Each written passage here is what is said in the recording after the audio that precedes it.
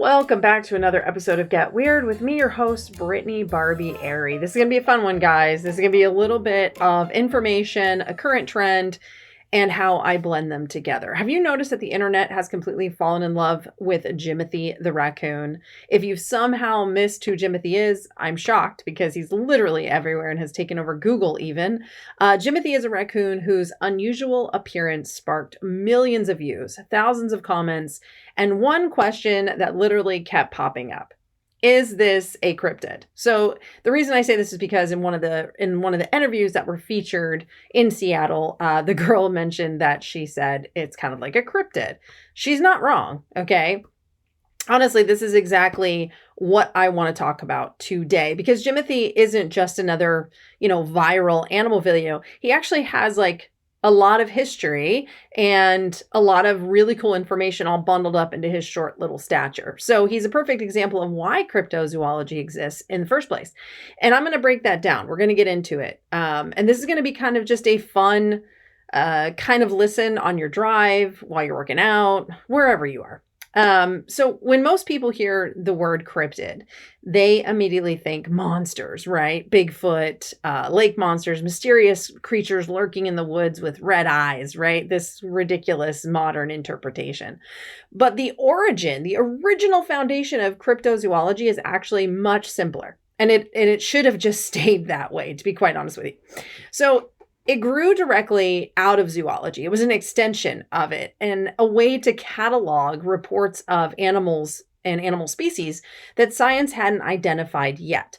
So sometimes those animals would eventually prove to be completely new species altogether, where other times it turned out to be species that we already knew about, but maybe had some unusual genetics, maybe some mutations, developmental abnormalities, regional variations maybe of that species, or even behaviors that no one had previously documented before seeing this species. So the unknown is where science truly begins. And so Jimothy may look different. He does. He definitely does look very different.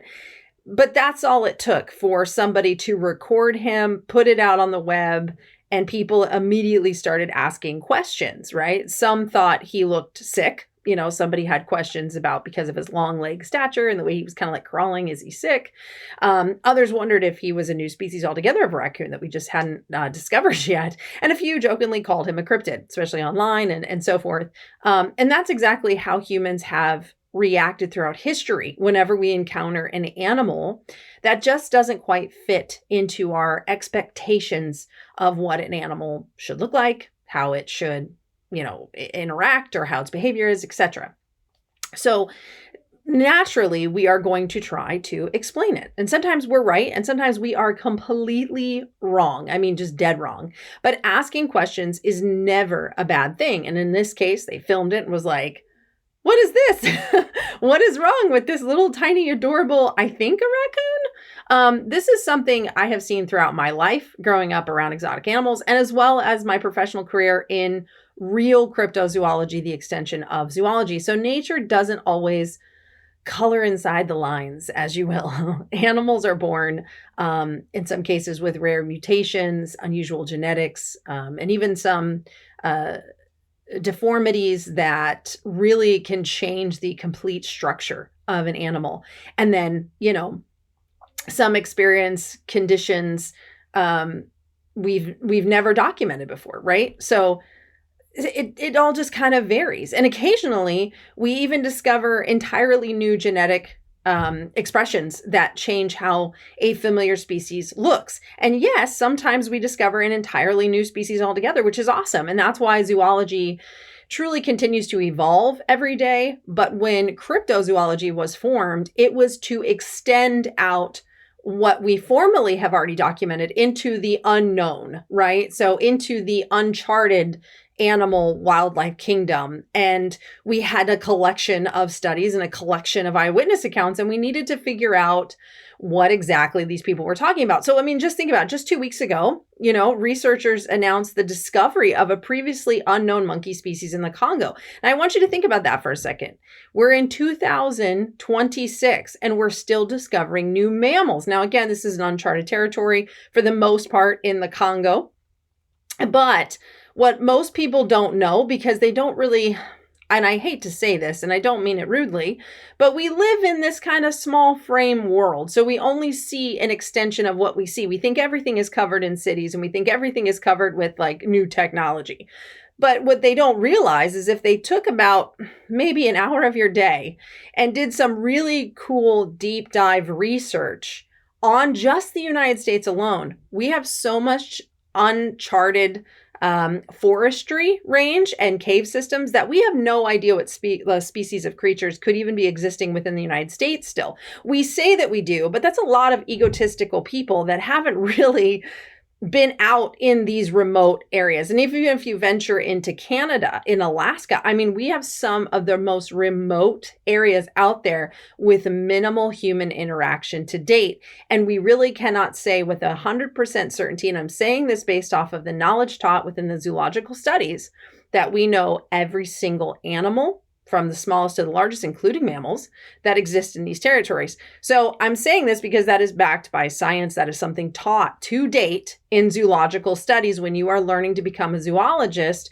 that's what we're taught. That is what is said to us, that there are still thousands of species waiting to be discovered, from the smallest to the largest, and this also includes mammals. So I like to throw in some other true facts, which again is this monkey in the Congo. And that just needs to remind us that our planet is still continuing to surprise us. You know, the natural world isn't finished teaching us students. We are all still students on this planet that we call Earth, and that's okay. We don't have to know it all. We don't have to have this egotistical pride. We are still learning, and that is part of our journey, and I love that. I don't think you should ever stop learning, because that's when you become stagnant. That's when you really, I mean, if you think you've learned it all in your field, then move to a different field. You know what I mean? Like we really need to continue to push ourselves and challenge our mind and our expectations. But one thing is science itself and zoological studies itself continues to evolve every day, because new discoveries are literally made every day across the world, and it changes everything. It sometimes rewrites history. It sometimes rewrites timelines of human and animal interactions that we thought didn't exist. I mean, there's just a lot to it, and I think we need to stay open-minded. So one of the biggest misconceptions about cryptozoology is that it's about, okay, listen, it's not proving that monsters exist. Let's just say that first of all, okay? I'm not a monster hunter. I don't believe in monsters. The only monsters on this planet are people. And if you don't believe me, you need to take a deep look into your soul and look around. Animals have never been the cause of monstrous problems. It's always been the people, always. Infectious, disastrous things that we do to the world and to people. So for me, it's never been about monster hunting or proving that monsters exist, because that is not how it was created, and that is not how I intend to keep the journey going. It was literally, you know, a leprechaun is not a cryptid, okay? A fairy, a mermaid, these are not necessarily cryptids. They came from a legend or a lore. So for me, they're more supernatural. Now, mermaid kind of falls in that line because it's a species, which could be a fish species or an evolved, maybe a human over time that adapted to water. So adaptation comes into play with evolution. So again, that's a possible cryptid, but to me, that's going to border between the supernatural, the legends, and cryptozoology because of the fish species aspect to it and the adaptation of land to water ratio, right? Okay, so for me, it's about investigating reports with curiosity, okay, instead of ridicule, basically telling these people they didn't see what they said they saw. And most of the time, there is a zoological explanation for the sightings in which somebody has seen, whether known or unknown species of animal, right? Or an animal under unusual circumstances. And maybe it's an individual with an uncommon mutation or a hybrid, which we've seen in some bear species and other species as well. And maybe it's a species science just hasn't formally described yet, which is awesome. And we find these all the time, again, from the smallest to the largest. So the answer is almost always rooted in biology and not fantasy. And I get that the modern interpretation of cryptozoology has turned it into like this big pop culture movement, but that's not at all what it was created as. And learning that in zoology and knowing who created it and who created the term itself was a renowned zoologist you got to take a step back and go, what are we doing to this, field study? It was actually respected all the way up to the mid 80s. Like, why are we destroying it in this pop culture, X-Files, ridiculous movement from the real study of undiscovered species to, the one-eyed, one-horned flying purple people eater? That kind of just annoys the crap out of me. I'm not going to lie. It just annoys the living crap out of me. And I'm all about having some fun and finding some funny looking creatures, but there's always a real source to what somebody saw. So that's why I always say cryptozoology is not separate. It's a part of zoology 100%, because that's where it was formed. It's simply asking zoological questions before we have zoological answers. Okay. Does that make sense to everyone? Some reports become completely new species, and some become rediscovered species that we thought actually were extinct animals, which we're seeing more and more of. And if you follow me on Instagram, I follow a lot of these animal cases because I am in the animal field, and I will put them up in my stories, and I will tag them real cryptozoology, because I'm really trying to push and advocate for real scientific discovery, the journey of new species. Because what does that mean? The discovery of new species, we don't know what that species is. Is it a keystone species to the environment, or that ecosystem? And how does it interact with the other predators or prey in the area? And if this was to go away, if the species was to go away, what is the breakdown and the collapse of that environment and ecosystem? So it's our job as zoologists and as animal professionals to push, and especially for me as also a naturalist, to push for the education and conservation and the push for understanding of every species on this planet and protecting those that may be endangered, right?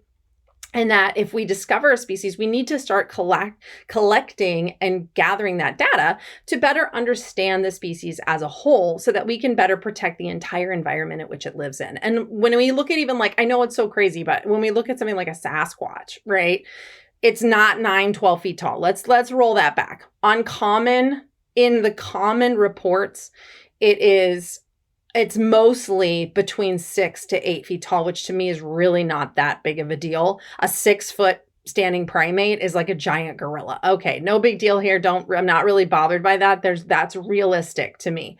But we also have some timeline issues with some of these things. And you really have to take a step back and look at evolution, adaptation, when we're considering a species like a Sasquatch. Is it on the human timeline, or is it a primate timeline? And this is a giant question in that field. And that's where we gather information from a zoological standpoint with anthropology and archaeology. And we're just trying to put all of this together to figure out where it all kind of lines up, even paleontology. So anyway, I think my favorite part about Jimothy, this huge phenomenon that has taken over, and I have fallen into it. I have made some Jimothy posts and Jimothy pictures because honestly, he's brought so many people together, right? People that may have been divided on other topics, but the one thing we all agree on is that he's adorable, and we all want to punch somebody in the throat to protect Jimothy. I'd go to jail for Jimothy. So I think there's just more to the symbolic, how I want to put that, like the picture of what Jimothy stands for, right? The representation of what Jimothy stands for. There's more to it than that. He brought people together. Millions of people suddenly cared about one tiny little raccoon that most people hate because they're called trash pandas and they destroy chicken coops and all these things. But all of a sudden the world is like, oh my God, Jimothy, I'll die for you, Jimothy. And to me, it's amazing, right? They're sharing photos. They're learning about wildlife. They're asking the right questions now. They're wanting updates. People are showing compassion, something that I feel we have been divided on and have been lacking for a while. And it took one fuzzy, cute little deformed raccoon to change the way we all connect. And in a world, and I wrote this quote down because I love this quote and I posted it to my Instagram. In a world that often feels divided, a funny looking raccoon reminded us how much we all love animals. And honestly, folks, I think we need more of that. Like, I really do. And I try and push this on my Instagram page as much as possible. Kindness costs nothing to share. And if you and I only relate on animals and the belief in the unknown, by golly, I'm here for it, because I think it's okay that we all have different opinions, different views, different religions, different everything. I am totally okay with that. I am totally good with that. I think we're all entitled to that as long as we aren't hurting animals or hurting children. We all are on the same page. And I am cool with having friends from all different walks of life and all different walks of opinions or personalities or whatever, because that is what makes us incredible as humans, that we all do have these different things that make us unique to ourselves. And for me, every time someone stops to wonder what they're looking at, they're becoming just a little bit more connected to nature, to the world around them, and not so disconnected.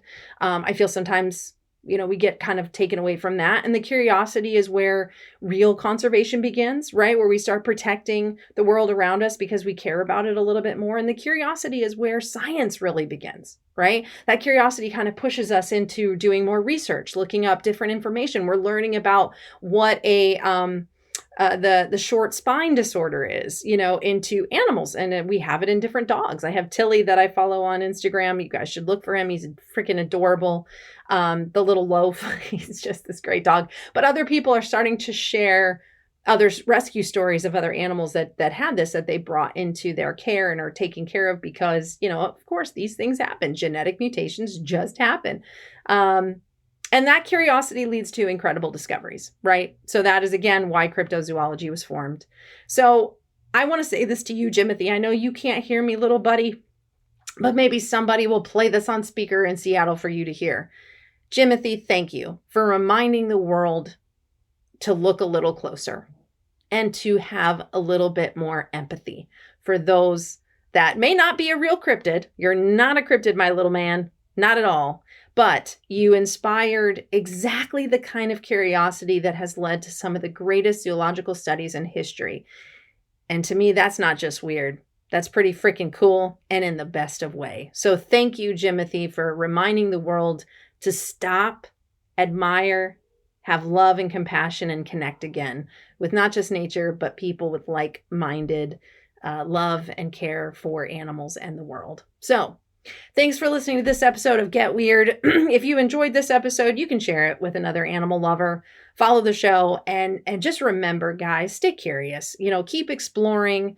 Don't keep your nose down in the phone for too long, because you might miss something really freaking cool, like a Jimothy. You know what I mean? You might miss it. Now, have the phone on the ready in case you see another type of Jimothy and you want to record it and share it with the world, because trust me, we're here for it. But I hope you guys enjoyed this episode, because I felt it was a really perfect explanation and breakdown to explain why the idea of cryptozoology started. And there's just so many people out there that are getting into the field that don't really have a strong understanding of where it came from, how it started. And because of growing up wild, that is actually the terminology that my brother and I use very often. It is something we say all the time because we grew up in an exotic animal facility ranch. We took care of a lot of different animals from, all walks of life, with rescuing, rehabilitating, relocating, taking care of them, monitoring them, getting them back to another facility for further care, transportation. You name it. I think our family's pretty much done a lot of it and helped others that are also in the field that we have helped. So it's been boots on the ground since day one. So when these animals pop up, I'm no stranger to it, but we have seen some really cool animals that have not necessarily been known to science. And I think that that's the cool part. They're known, but they're unknown, if that makes sense. There's also subspecies and different variations of species. There's species that people in science believed couldn't mate. And we find out that they can. There are certain tortoises that can breed that were said that they couldn't. It's just fascinating. So there's a lot to it scientifically. So you just got to keep an open mind. I will say that. But it's not monster hunting, folks. It's a very simple extension of zoology. There is a most likely adorable animal species that is connected to the sighting, and we just haven't formally, discussed it or put it on paper yet for scientific research. So keep that in mind. Have an awesome weekend. Enjoy your time. Get outside, get into nature, go find yourself another awesome little unknown species to share with the world, and keep us connected in a truly humbling and passionate way. Thanks, everyone. And like I always like to say, stay weird.